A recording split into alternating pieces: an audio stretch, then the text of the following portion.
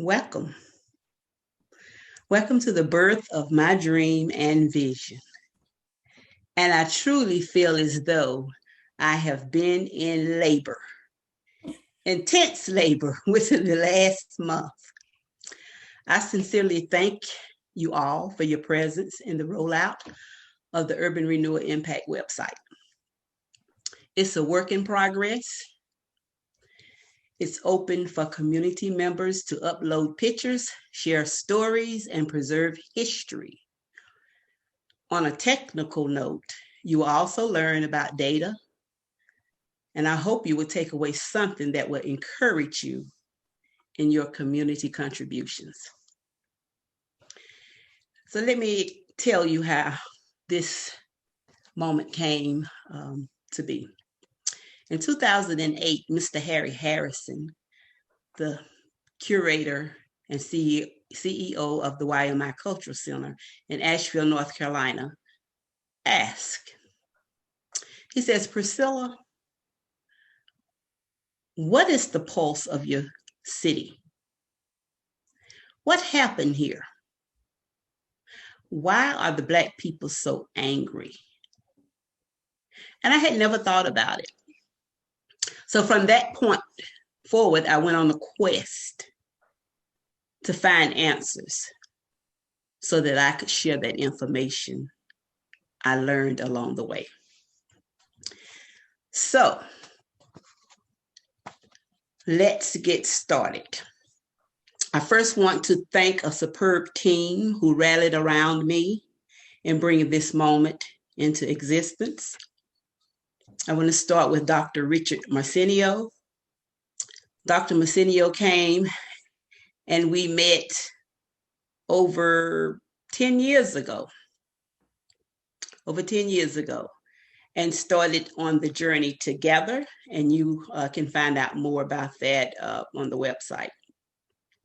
Dr. Marciano is a professor in the College of Information Studies at the University of Maryland and founder of the Advanced Information Collaboratory, AIC, whose goals are to unlock the hidden information in massive stores of records using the latest advances in technology and train current and future generations on information professionals to think computationally, that's a hard, long word, in order to meet increasingly large and complex workloads. Thank you, Dr. Marciano, for all of your support. Dr. Myeong is an assistant professor of information science and director of community informatics lab at the George Mason University. His research interests are in understanding the dynamics of local communities, technology-enabled local groups, and information inequality. Thank you, Dr. Lee, for your support. And Robert Parker is a researcher and advisor to collectors, museums, and foundations regarding acquisitions, collections management, and provenance issues.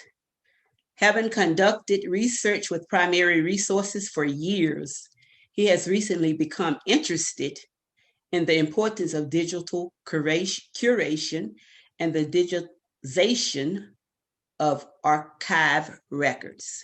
And thank you, Mr. Parker, for your support. Ms. Evans, wow, I just can't thank Mrs. Evans enough. She was my midwife. She was my midwife. She held my hands when I felt like throwing them up in the air. Mrs. Evans is a retired educator, and she did educate me along the way. She has provided 35 years of service as an instructional technology specialist and middle grade teacher.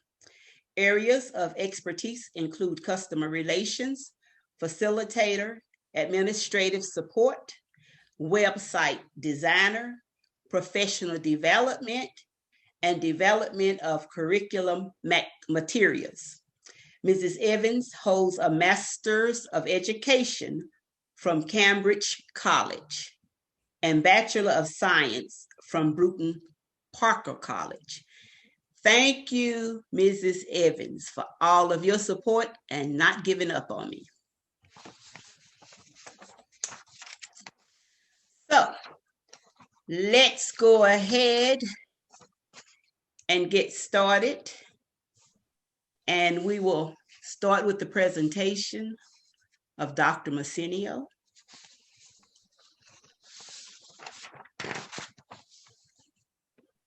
Okay. And our colleague Ray McCoy is, I'm following that on my text, was stuck in traffic in Minneapolis, St. Paul. I think he just drove up his driveway, so he'll be with us shortly. And maybe you'll want to introduce him at that point. But I'll get started then. So let me share, make sure I have the right screen.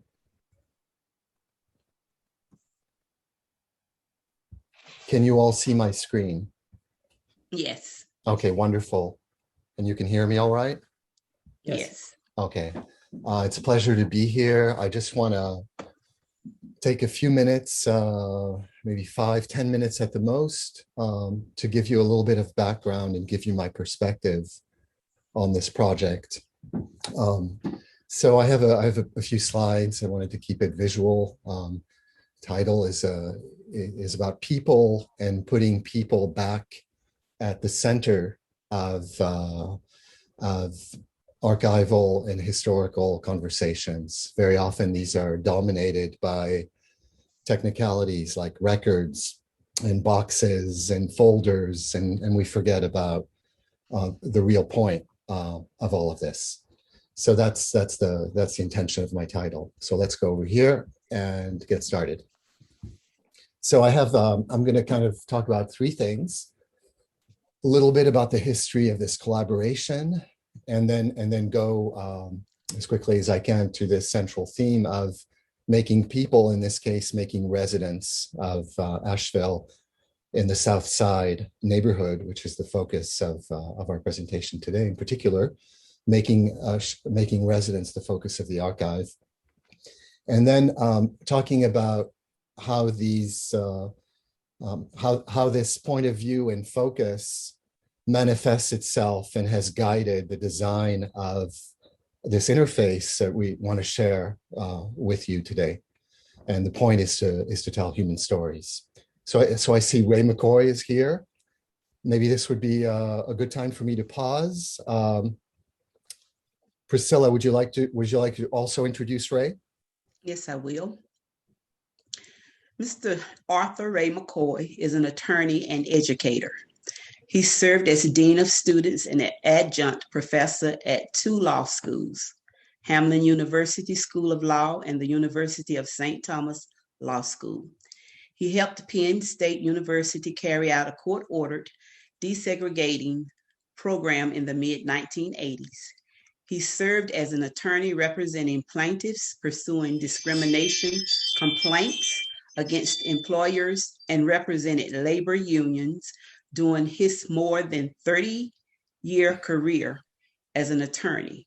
He currently serves as a labor arbitrator. Thank you, Mr. McCoy, for being supportive of this endeavor. So would it be okay for me to yield to the distinguished gentleman, Ray McCoy, and maybe we yes, sir, please have him go first, and I'll continue my slides afterwards.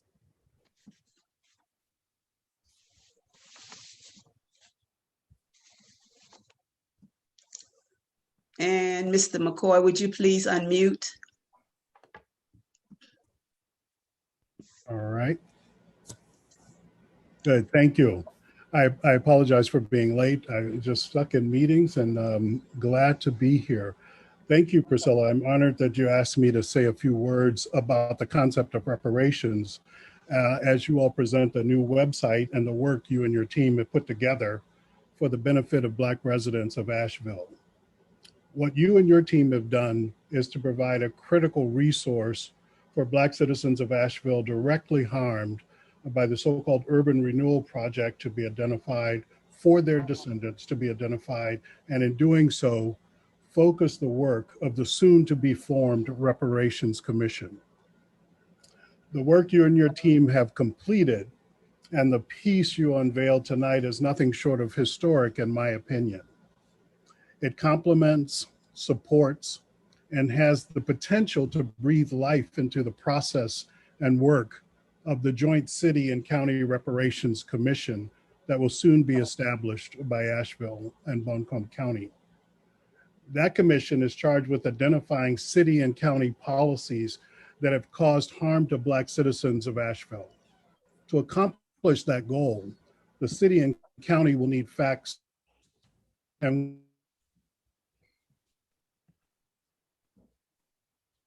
Asheville.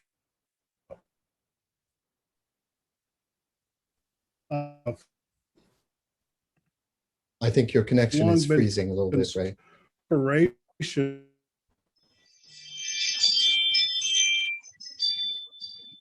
I don't think he's aware. Is it better? Yeah, you just froze. That last sentence got chopped off. Okay, let me go back. That commission is charged with identifying city and county policies that have caused harm to Black citizens of Asheville. To accomplish that goal, the city will need citizens. Exciting time for your community. I am particularly excited because long been reparations should be as the way our national government to sustain efforts to improve the lives of those directly harmed by slavery, Jim Crow, systemic racism, and the impact of the same on their descendants.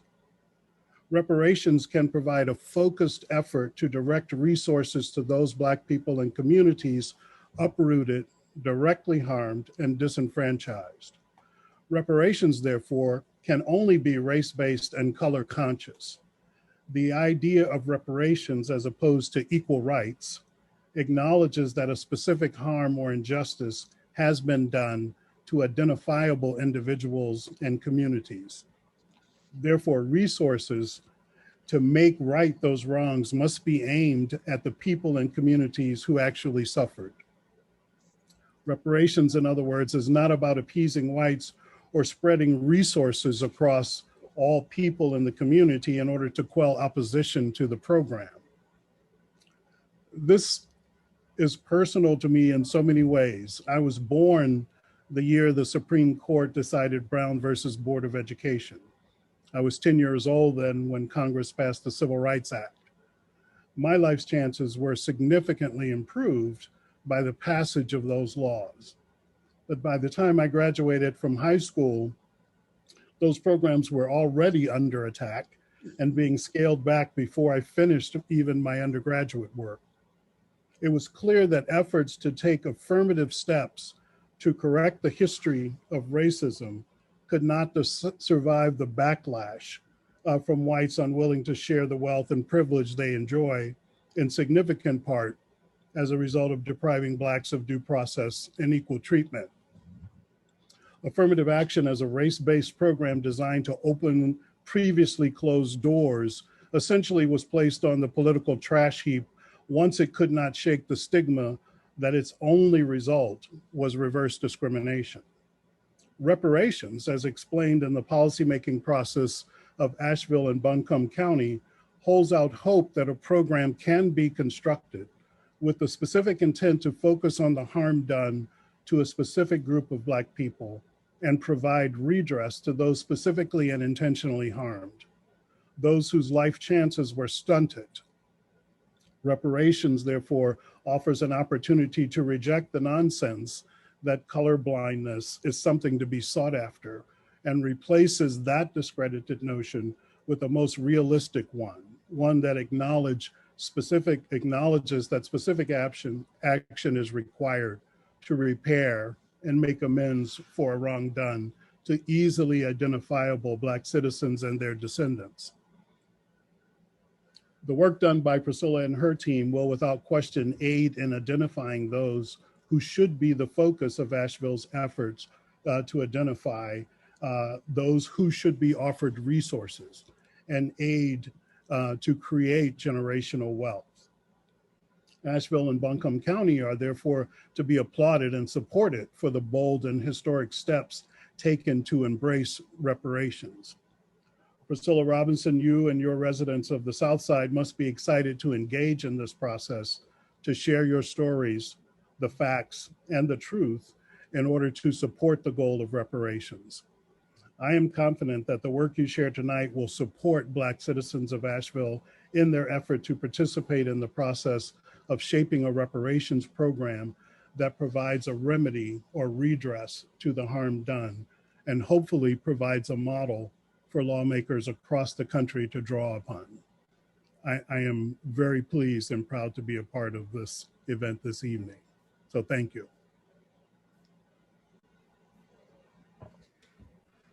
Thank you, Mr. McCoy. Dr. Marciano. All right, you can, back on my screen, you can see my slides?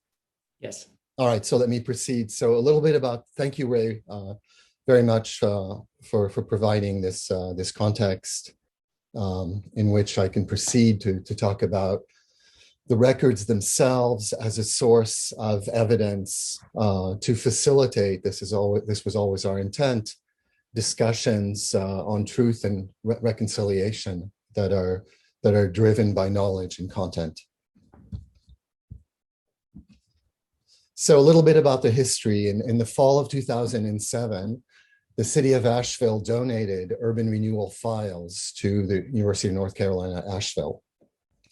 It's a pretty significant collection. It's close to 200 boxes, 165 linear feet. It's a 12-part collection. The part that concerns us tonight, it's part 7, which was called East Riverside. It's also the Southside neighborhood, but east of the river, project files. That's sort of the mother lode. It's almost half of the collection, some 79 linear feet, 73 boxes. You can see the collection here, a photo of the collections. It's rather daunting. It's a very significant collection. There are very few, to my knowledge, such repositories that remained intact where the information was not destroyed. So these are fundamental records in understanding the process of urban renewal in Asheville.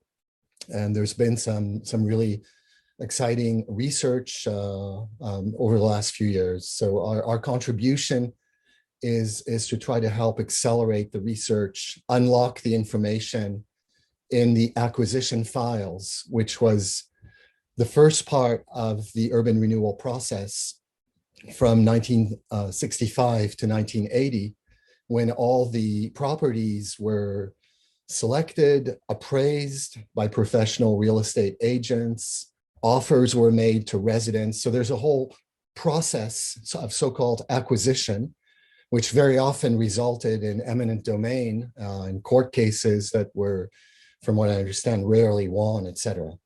So that's what we want to be able to explore, and we want to facilitate that kind of research. So we have 20 boxes essentially. There are some 933 property folders. So we're gonna in the next few slides, I'm going to walk you through what's in a box, what's in a folder, and explain a little bit our process. And then you'll see this wonderful demonstration by my colleague Myeong. He and his team of students have developed over the last 2 years a very sophisticated human-centered interface. So a little bit of the history, my involvement in this project, I had just moved to UNC Chapel Hill in 2008. And my colleague Helen Wickel, former director of special collections, contacted me based on some of the work I was doing at the time on redlining, history of redlining in the United States, and asked me if I could come over and if we could start a conversation and if I had any ideas of how we could make this information more accessible. This is a quote from Helen at the time. She emailed me, and I really like this quote. This is really spot on, and I'm going to read it.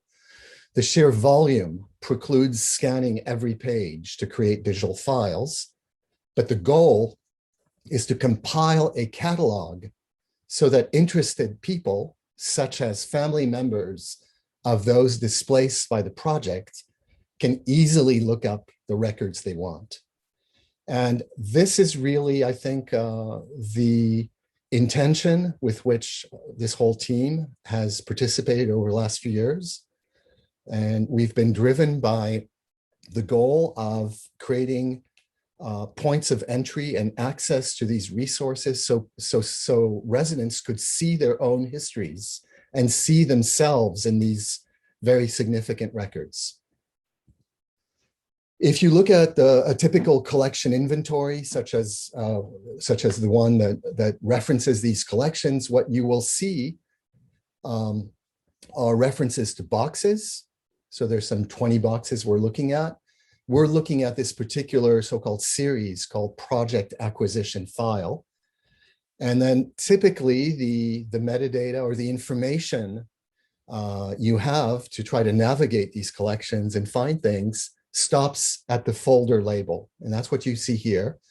For example, folder 31 speaks of block 53, parcel 1, and references a person who in this case is the owner of that particular property. So keeping in mind Helen Wickle's sort of admonition, our challenge was, how do we go from a traditional catalog, and that's simply how it's done, to a more people-centric catalog? And what steps do we take to sort of change the paradigm? And that's what I'm going to show you next in a few slides. So the history of this collaboration, I was involved. I couldn't get started on this right away, so it took me a couple of years to finally come to Asheville, meet Priscilla and a lot of the folks we worked with. So we had really a 2-year substantial collaboration in Asheville. I'm going to say a few things about that. And then I moved to Maryland in 2014, and we restarted the project with Myeong and students. So I'll show you a few slides. And the last 2 years, Myeong and his team have really finalized this project at George Mason University. So that's sort of my history of the involvement. When I first met with Priscilla in the fall of 2011 at UNCA Special Collections, one of my contributions, I was working on a project called mappinginequality.us. This is actually a website with some 10,000 neighborhoods that were zoned racially in the 1930s and 40s. So with a team of collaborators, University of Richmond, Virginia Tech, Johns Hopkins, we've spent the last few years digitizing all this information and creating research interfaces, such as the one you're going to see tonight. If you're interested in redlining, I invite you to take a look at that. And one of my first contributions was to create an interactive redline map, federally, racially zoned content from 1937 in Asheville. Those are those colors you see there: red, yellow, blue, green, and that V at the heart of the center, it looks like a heart, but it's much more sinister, was the main redlined area, which covered most of the south side of Asheville. So what you see, and I superimposed, it's hard to see probably, but the little vignettes from Twilight of a Neighborhood that showed Black businesses, et cetera. So you could kind of co-locate redlining and urban renewal. And remarkably, in the case of Asheville, these two geographically coincided. And that's essentially a demonstration of sustained and cumulative, the sustained and cumulative impact of successive racial policies. leading up to Urban Renewal. So that was one of our first conversations, and we put together a demonstration and immediately went into the archives with Priscilla and managed to find her property, even though there's no easy access point. And lo and behold, we found Priscilla in the archives. And this is a remarkable picture of, would you like to say a few words about this, Priscilla? No, sir, not at this moment. Not at this moment.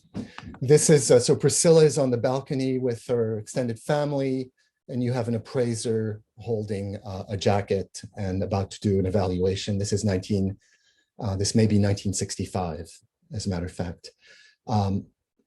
My background and the picture on the right is actually what that lot looks like as we speak, June 24, 2021. 50 years later, it's an empty lot. All of the buildings were removed and nothing was put in its place. So zooming in, you get a better sense of Priscilla in the archives. In the fall of 2012, spring of 2013, through an NSF-funded collaboration with my wonderful colleague and collaborator, Kathy Davidson, now at CUNY, but at the time at Duke, we digitized the bulk of the acquisition Urban Renewal records and put together an initial digital prototype. And what's remarkable on this picture is you see Priscilla, her son. So this was done by community members, and it's multi-generational, and that's how this project started. And it led in the summer of 2013 to a very significant event at the community center in the Southside, where we met with residents, talked about the project, showed some of the data, explored the records back in 2013. So let me speed up to University of Maryland. When the project restarted, this is Myeong and an incredible team of really dedicated students who spent 2 years extracting content. We built crowdsourcing interfaces, creating map layers, designing and prototyping the initial interface. And some of these students I think are online, so shout out to Edel, and there may be a few others as well. In the middle of that, we had another really significant event in 2017 on the historical impact of urban renewal and displacement in local communities. And Priscilla came and presented. There's a YouTube recording of that if any of you are interested. And we presented our first demo. So in our latest, I'm almost done here, and then we'll start talking about the interface. In our latest instantiation, really Myeong has carried the project with a team of students and worked closely with Priscilla over the last few years. And all of us came back together over the last few months to lend a hand to this effort and make sure we could share something back with the community today. So part two, what does it mean to make residents or people the focus of the archive? Well, we want to move away from this block parcel owner paradigm. And this reminded me of the nursery rhyme, right? Here's the collection, here's the box, open the folder and see all the people. And that's exactly what we're doing. And I'll show you what that looks like in the next 2 or 3 slides. If that's all the information we have, then we're kind of in trouble. The collection is really closed and opaque. So let's parse this a little bit. If we take the name of the owner, I'm going to show you how we're trying to do 3 things. We want to see all the people in the boxes, in this case, in the folder. That's what we're looking at here. This is Priscilla's house folder. We want to reveal all the actors, all the residents who were involved, whose lives were upended in the process of urban renewal. You'll also see some really hard things in these folders. You start looking at the details, and they expose details, harsh details of relocation and personal hardship, etc. I want to show you a few examples because you really need to see and feel and experience what's in here. There are also opportunities for rekindling neighborhood connections. As a matter of fact, I was told recently when I met Portia that Portia and Priscilla were neighbors. We're in the same, well, your great auntie, I think, Portia, right, was living one floor above from Priscilla. And you guys reconnected many years later. So let's look at Sally Argentar. The database we created and put together allows us to do these kinds of things. So if you take Sally Argentar, and we'll show you how to do that in a few minutes, it turns out that it's not just a name. Sally owned 4 properties, representing overall some 19 buildings, 2 businesses, potentially 35 families. So when you hear that a parcel was rezoned, that doesn't begin to convey, right, the impact and the significance of these kinds of property exchanges, if you will.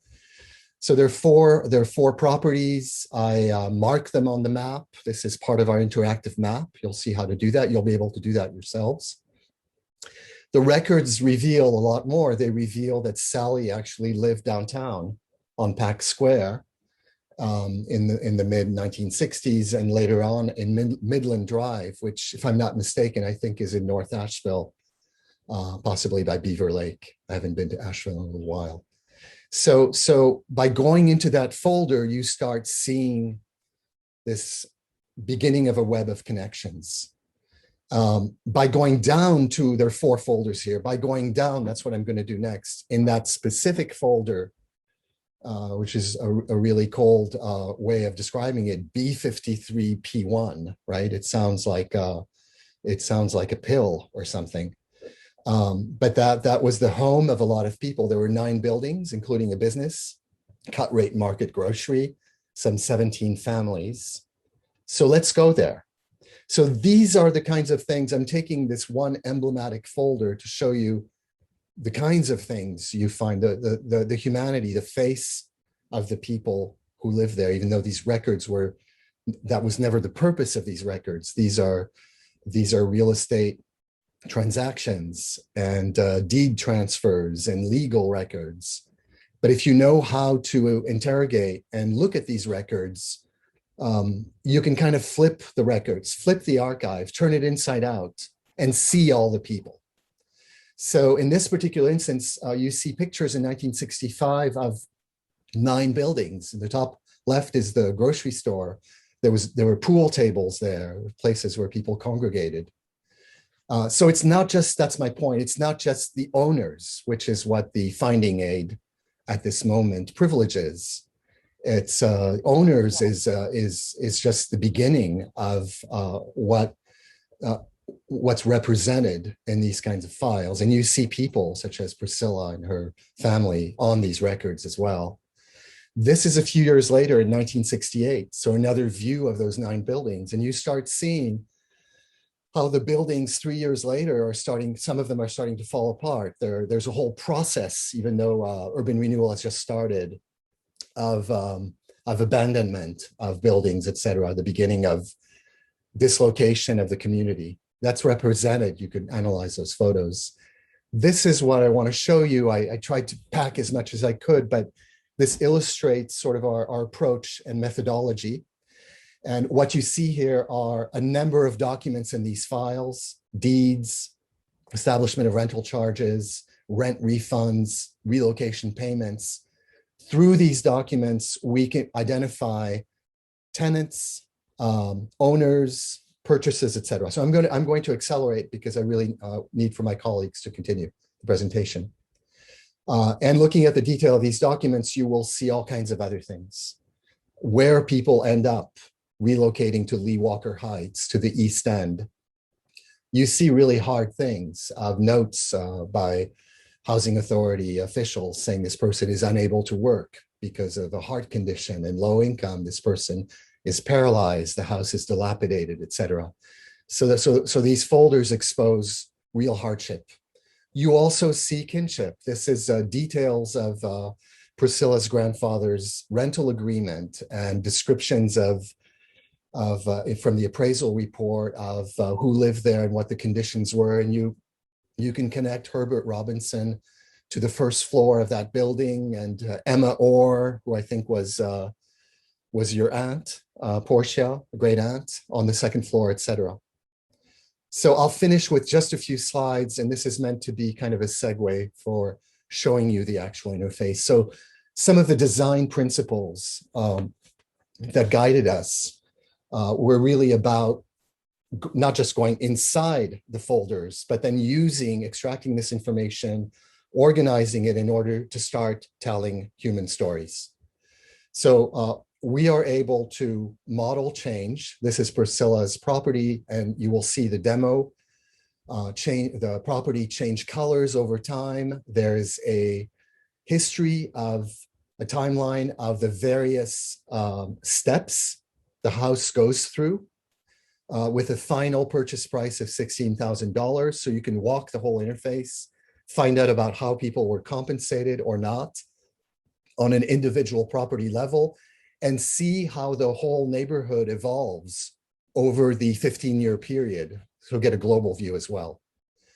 The second design principle, which I already discussed, was going from boxes and owners to associated people and networks of people.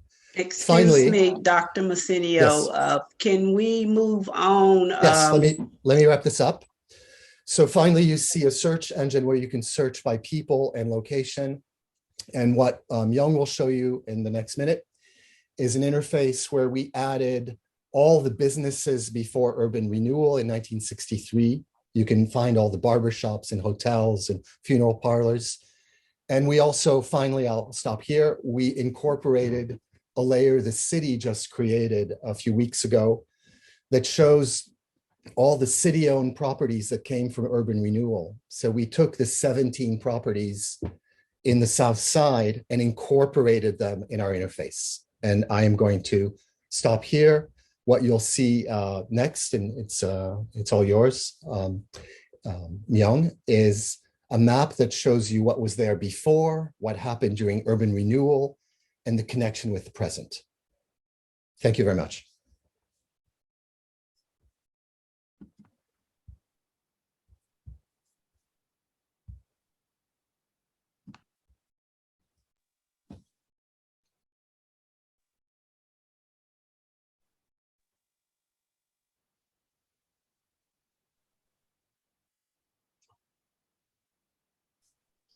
Do you see my slides? All right, yes. Thank you so much. So I will make a quick presentation about how the website was designed. In terms of the process, we first started from digitizing the paper maps because we wanted to provide a map-based access point to the users. And then second, we digitized and transcribed all the necessary information out of the historical documents. And then third, we did the interviews and designed the website using the scenario-based design method. And then finally, we prototyping and developed the website. So, of course, there's a paper map, which was really big. And then we scanned piece by piece and then geo-reference them on top of the modern Google Maps because, many of the parcels are not visible on the modern map. So we had to do this to provide the access point of the older parcels.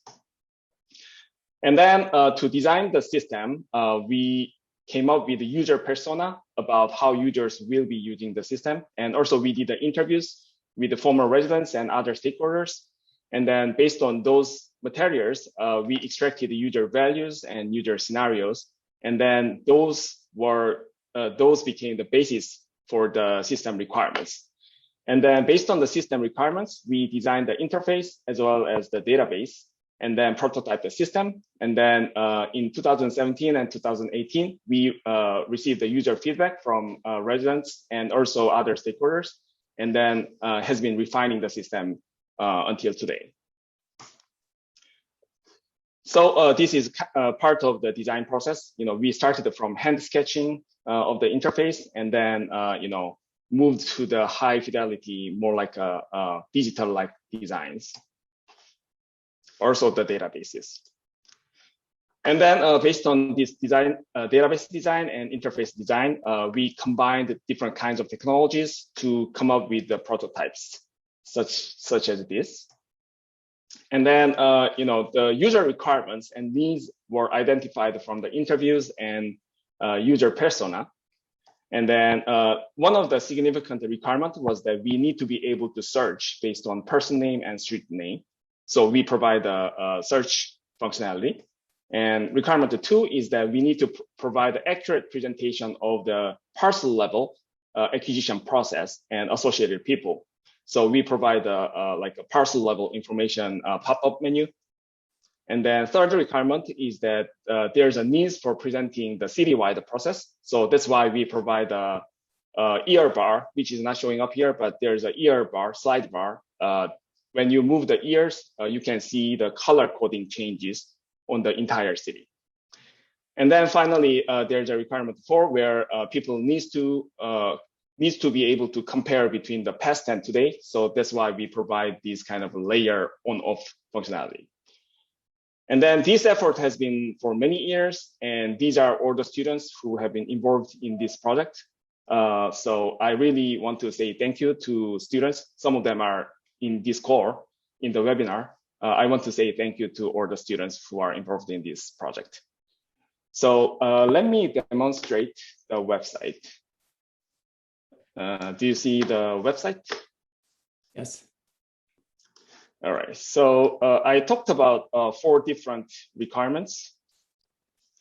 And then this is the actual website we have developed. Oops. Yes. So this is the entire city. The requirement 1 is that we need to be able to search, right? So if I search based on Robinson, it shows all the names with the Robinson. And if I click on one of the parcels, it highlights and zoom in. And if I click on that, the platform shows all the timeline, the acquisition process timeline, and the photos associated with this parcel, and then associated with people. So this is satisfying requirement 2. And then requirement 3, we wanted to see the entire city acquisition processes. So here you can see year bar. For now, it's 1964. The Urban Renewal started from 1965. If I click plus, it becomes yellow, which means appraiser. And then if I keep increasing the year, you can see the color coding changes over time. So this is the way that you can see the entire process over the years. And finally, we need to be able to compare between the today and the past. So here you can see a layer checkboxes. If you turn off the layer checkboxes, you can see the layer changes. For example, if I remove the old maps and then turn on the city on the properties, like you can see city on the properties in today's maps, things like that. Yeah, so this is it for my demonstration. Oh, finally, these blue dots are the business directory from the 1963. So this is it for my demonstration.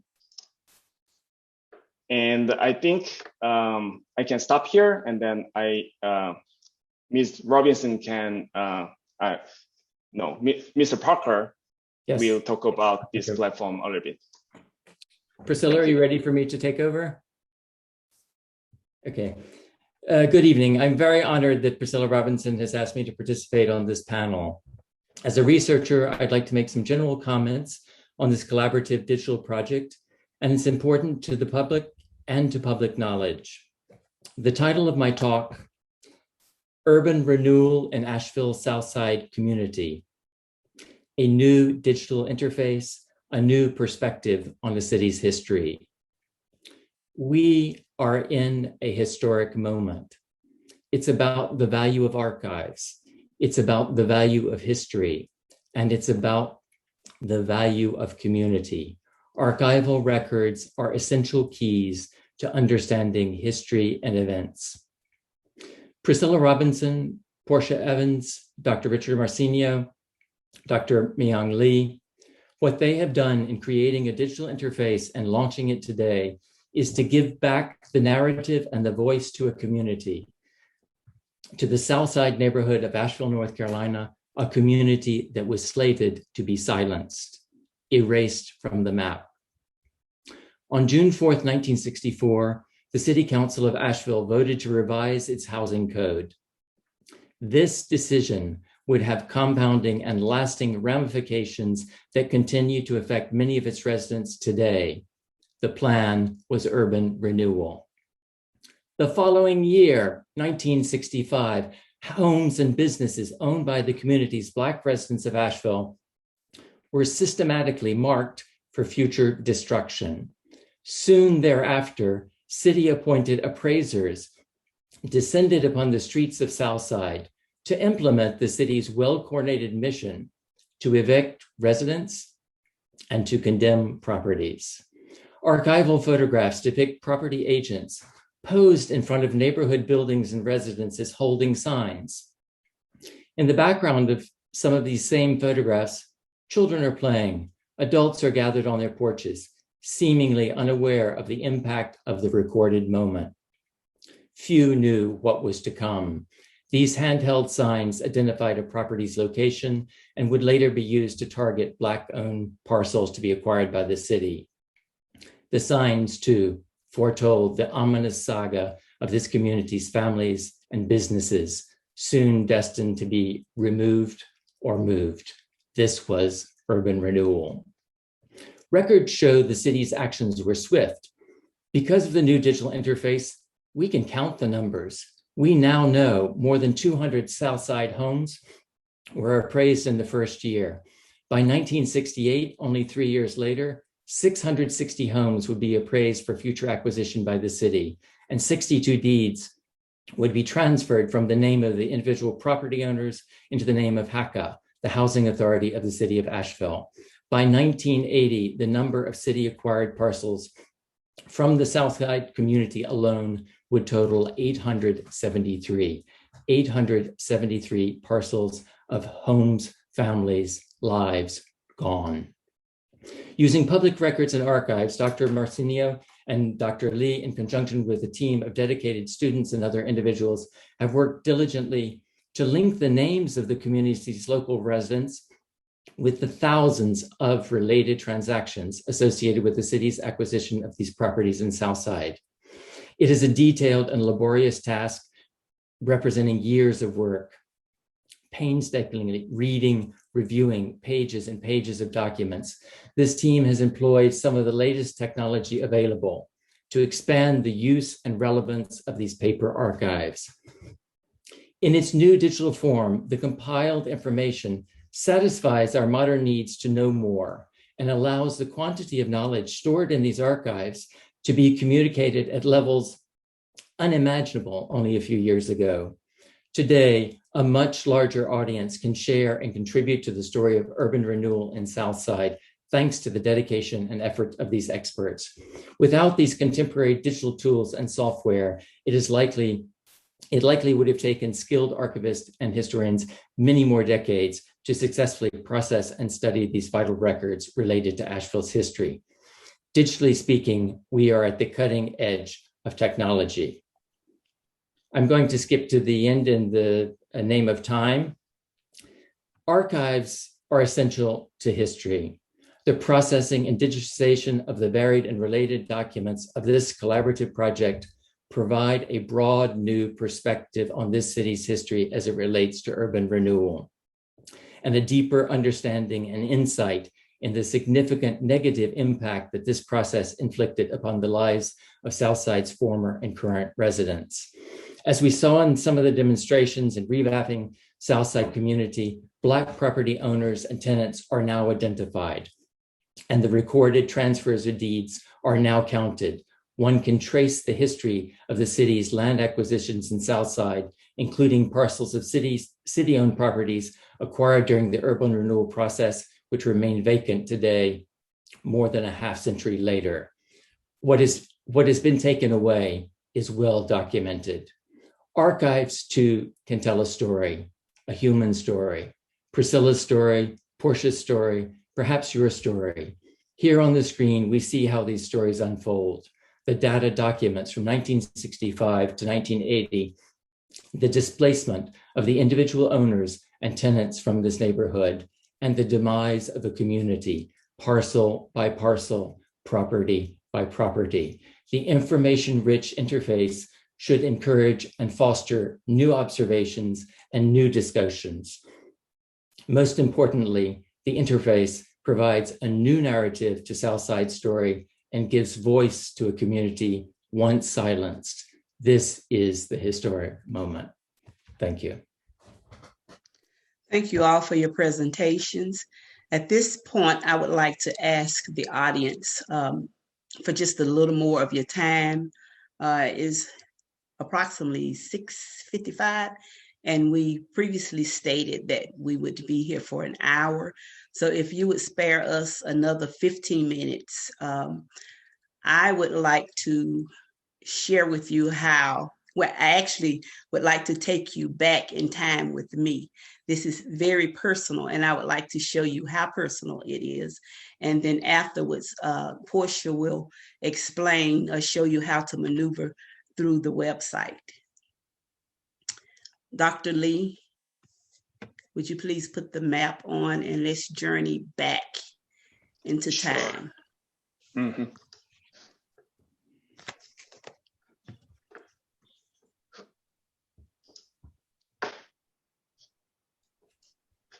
Do you see the map? Yes, sir. I would like to go to 477 South French Broad.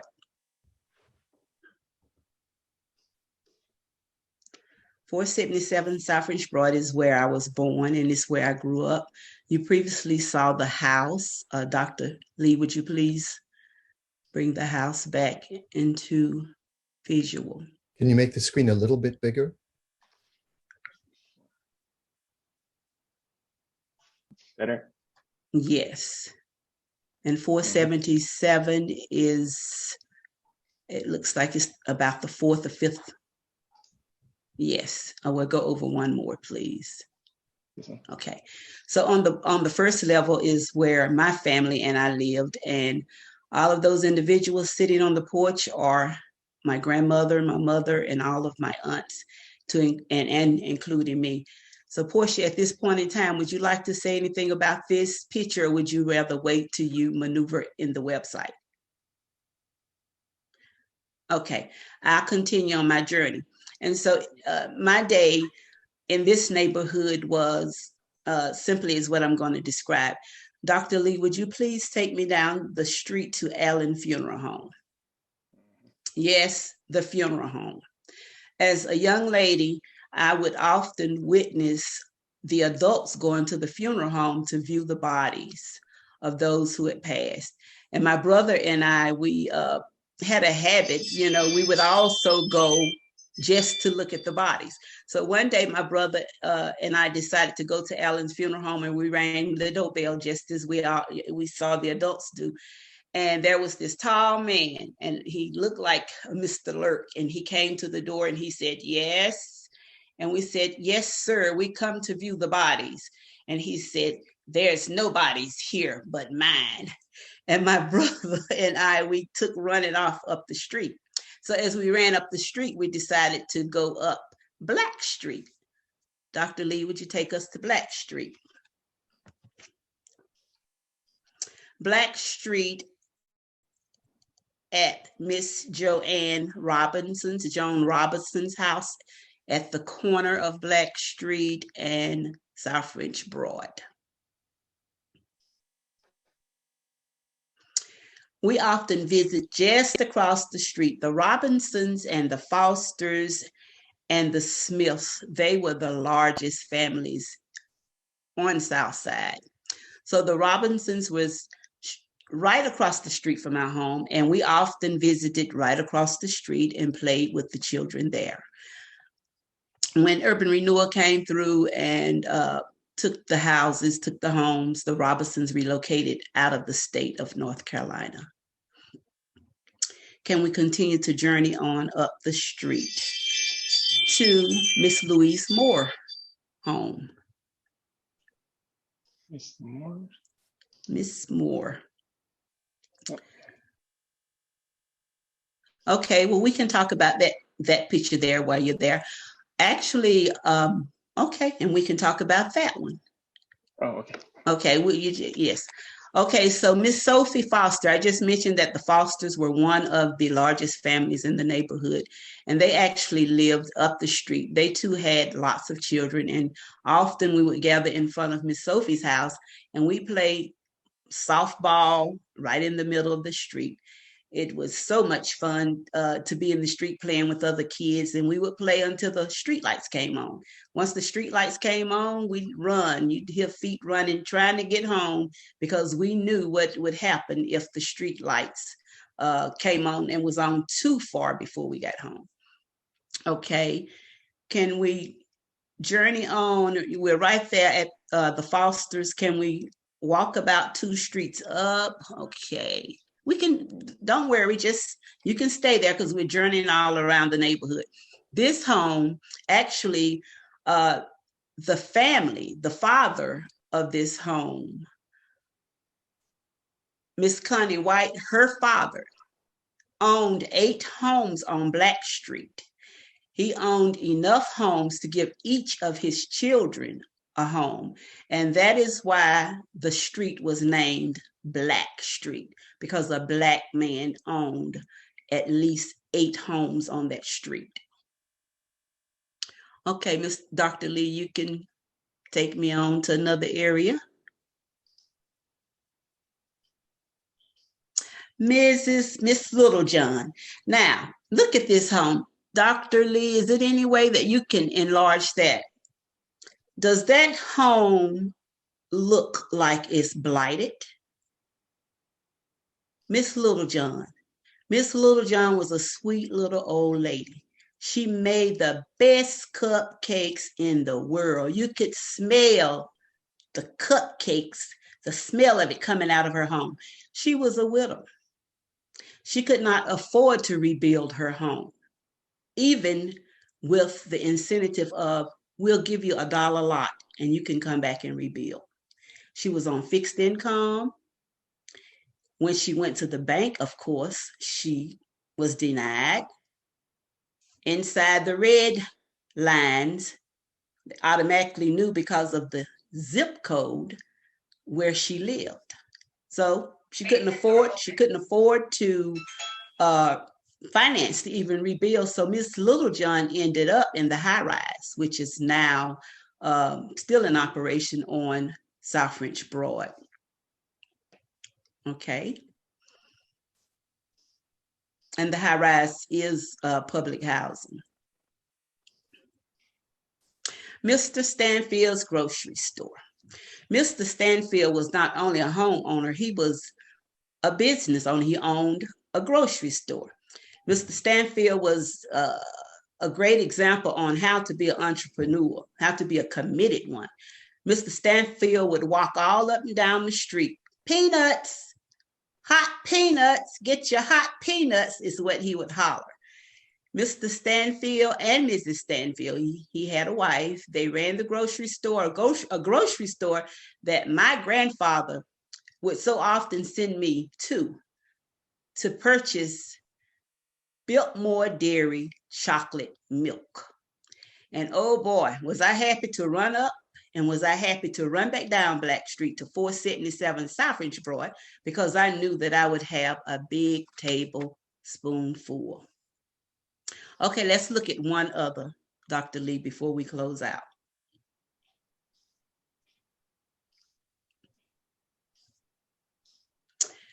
Miss Louise Moore. Miss Louise Moore used to babysit me. She took care of me when my mother went to work, and as so many of the older women in the community.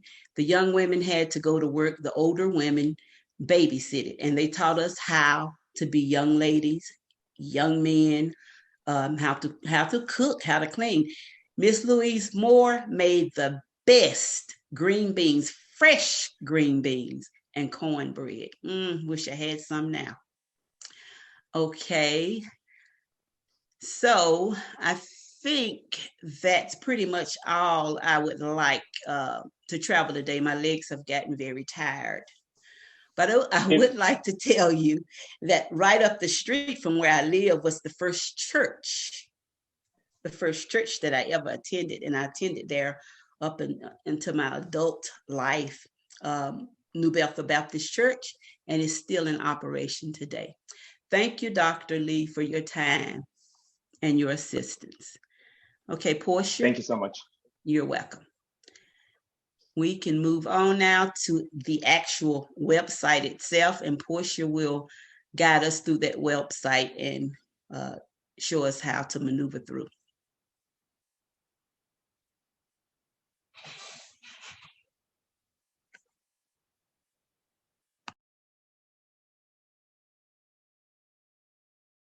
All right. Good evening. Portia, can you enlarge it at all? Let's. Or expand, okay, your screen. Is that some better? Yes, that'll do. Okay, go down just a bit.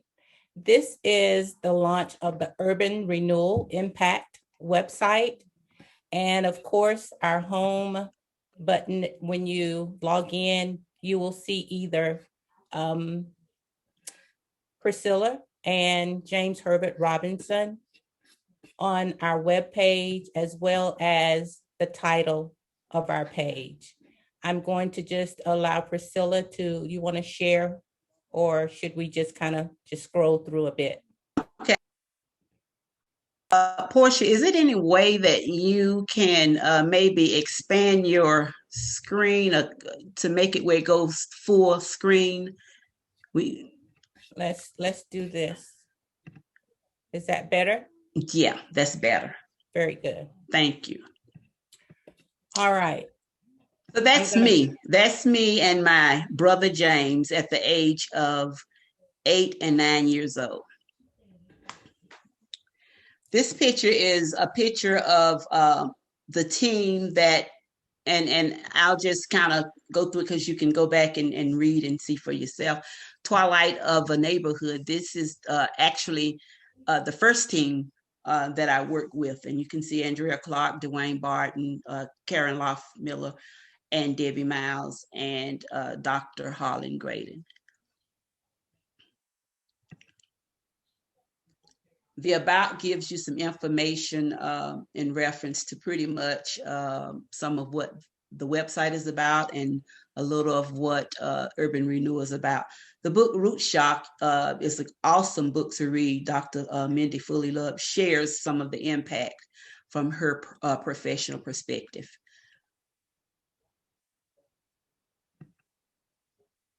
And we have the Community United, the history of Blacks in Asheville. That's a timeline. So feel free to review that at your leisure. We have research, and actually the research includes it's a combination or enhancement of the research. And these are different publications. And as you go to this portion of it, if you just click on the picture, then it would open up that document.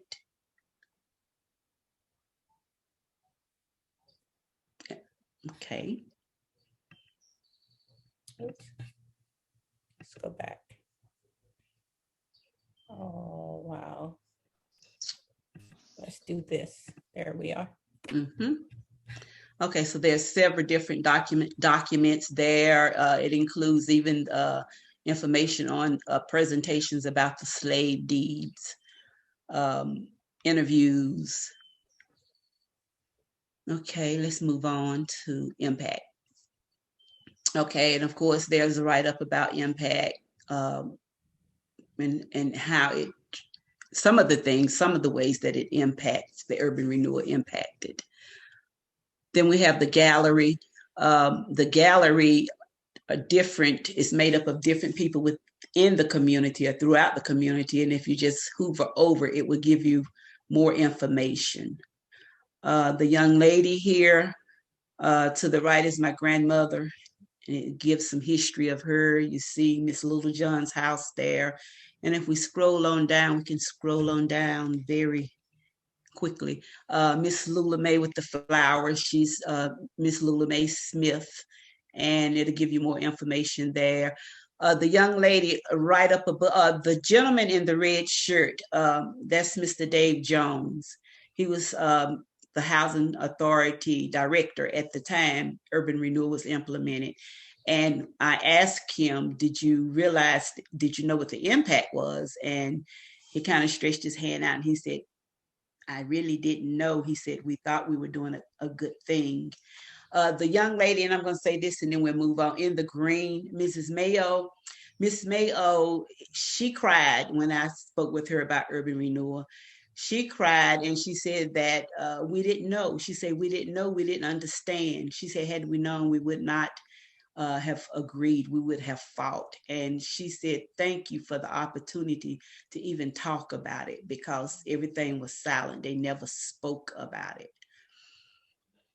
So as I stated, let me look at Jackie Hallam. Many of you may know Jacqueline.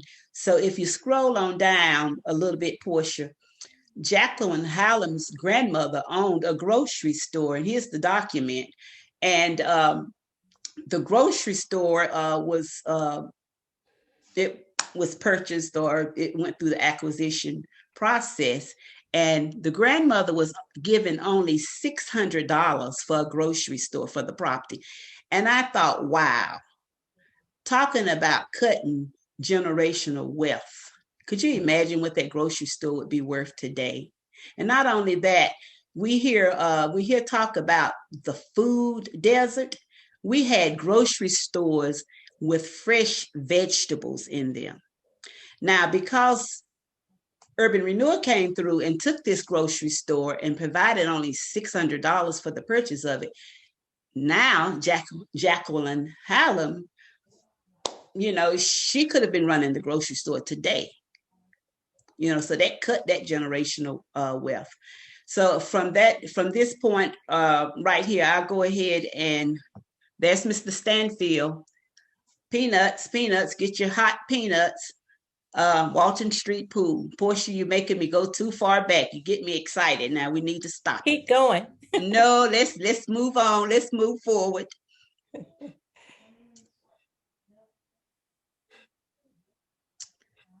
My family, my mother in the middle, and my aunts, their story is there. Rabbits. So many of you are hearing about rabbits around about now. And okay, Portia, tell your story. How much time do I have? You got 2 minutes. 2 minutes. All right. I bring you greetings from Hinesville, Georgia. My grandmother, who lived on South French Broad on the 2nd floor, we would visit every summer. From Georgia, we would ride coastal plains all the way to the beautiful scenic routes around the mountains, the waterfall, to Asheville. And it was just such a trip for us. We'd load the car with books and food and games and drinks, and that was our summer vacation. My grandmother moved to Georgia to make a better life for her family, Miss Catherine Holbert. This is my grandmother, Willie Mae Holbert. She lived on the 2nd floor with her sister, Emma Orr. These are my aunts, my grandmother's daughters. They also lived there in the same apartment. We would get there after this long trip, seemed like we traveled for hours, and we would jump out the car, run in, and we look forward to just being with family. We walked up the stairs, and I often passed this little girl and boy who was close to my age, and the steps were not stable at all. But we would hold on to the hands of our parents, and we would walk up the stairs to the 2nd floor. And it was just what we did every summer. That was our summer vacation.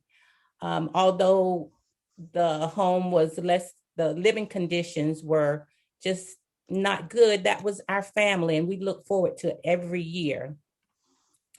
This is probably what I look like when I visit, maybe a couple of years older, but this is my brother and sisters. We would travel to Asheville every summer. This image is a picture of my grandmother, my sister, my mother, and some of my mother's grands.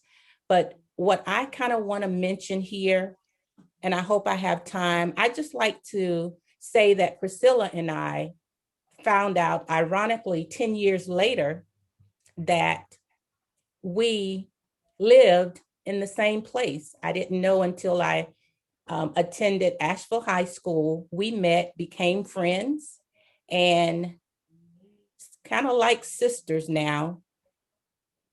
And also, we collaborated in this project. But when I really became a part of this, Priscilla last year gave me an invite to watch her interview on Nightline. I was so excited and so happy because I was about to see my friend's research, her work kind of take root. So I was very excited. And while watching the interview, I was quickly bombarded with so many other emotions. I went from excitement to disappointment, sadness. I was angry. I was kind of devastated just listening to their stories. And as I began to think about my ancestors, I started to cry. But only for a few moments. I quickly, by the end of the interview, I was energized. I was passionate and I was determined because this was personal. I realized that I had to preserve our history, our stories, as well as document our stories for generations to come. I was obligated to tell my story to my children and encourage my children to share their stories with their children. Let them know the impact of urban renewal on many communities. So today, I just like to leave you, I like to challenge all of you, every one of you, especially parents, to do the same thing. I challenge you to use this website, the Urban Renewal Impact website, to educate your children. Use it to assist you with telling your story. You can also use this website, as you saw Priscilla do. Take a walk down memory lane. And remember to document your story. You can document it right here on this website. Add your information, add your photos. We are our ancestors' wildest dreams. Let's make them proud. What's your story? Thank you. Thank you, Portia. Would you please take us to the link to show the community how to add their stories? Sure. And the other tabs can be viewed at the community's leisure. All right, under Contact Us, this is a place where you can go add your name. You need an email here. And all you'll do is choose File to upload your document, your image, your videos, whatever you may have. Once it uploads here, just tap the blue subscribe button and just contact us. Let us hear your story. We have to preserve our history. We have to tell our stories, and you can do that here. We also have an email. You can email us if you need to. And I thank you so much for allowing me to be a part of the Urban Renewal website launch. Portia, before we close out, would you please click the tab on, I think it was, let's see. Gallery 2. Actually, I'm sorry, it's the collaborators. Okay, and scroll down. I want to go down toward the bottom because, yeah, past that, gonna continue. Thank you. Continue. Okay, right there. So I wanted to point out my those I wish to acknowledge. Is so many, but I just wanted to point out that I do have a section for acknowledging those who have really been supportive in addition to the team.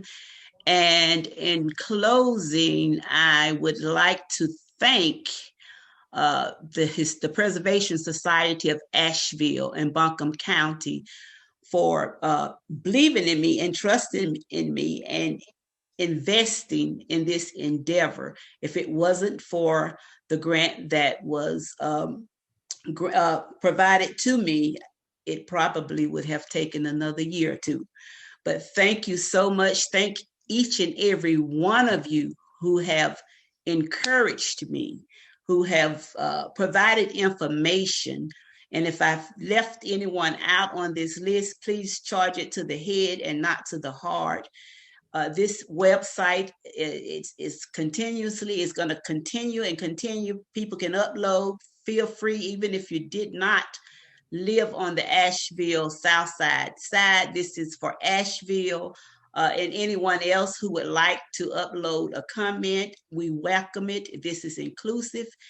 And in closing, I again would like to say thank you for your time, and I hope that you will find this website useful for something along your journey. Dr. Marciano, would you like to close us out? Thank you, and thank you all for staying a little longer. There's so much to say here, and I'm really honored to be part of this event and getting some of this core information out, to be continued. And have a good night, everyone. Good night. Thank you.